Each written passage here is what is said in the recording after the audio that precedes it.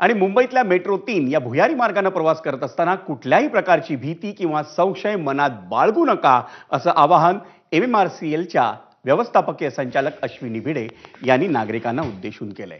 कालच्या मुसळधार पावसात वरळी नाक्याच्या आचार्य यात्रे चौक मेट्रो स्थानकात साचलेल्या पाण्याच्या पार्श्वभूमीवर अश्विनी भिडे यांनी आवाहन केलंय। मेट्रो 3 मार्गावरच्या स्थानकांमध्ये पुन्हा पाणी भरू नये यासाठी कायमस्वरूपी यंत्रणा कार्यान्वित करण्याचं आश्वासन अश्विनी भिडे यांनी दिलंय। तसंच आचार्य यात्रे मेट्रो स्थानक 1-2 दिवसात पुन्हा सुरू करू असं आश्वासनही त्यांनी दिलंय। एंट्री एक्झिटची कामं अद्याप अपुरी असताना सुद्धा हे स्थानक आपण प्रवाशांसाठी खुलं का केलं? कारण हे स्थानकाचं काम सगळं पूर्ण झालेलं आहे। 2 एंट्री एक्झिट्स ज्या आहेत त्या प्रवाशांसाठी सध्या जी रायडरशिप आहे त्यासाठी त्या पुरेशा आहेत।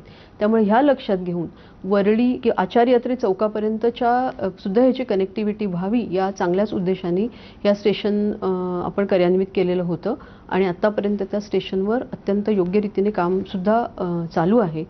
यामध्ये पुरेशा अशा प्रकारच्या घटना पुन्हा घडली तर त्यासाठीच्या पुरेशी दक्षता घेऊन या उर्वरित हे जे स्थानक आहे ते पुन्हा आम्ही कार्यान्वित करणार आहोत।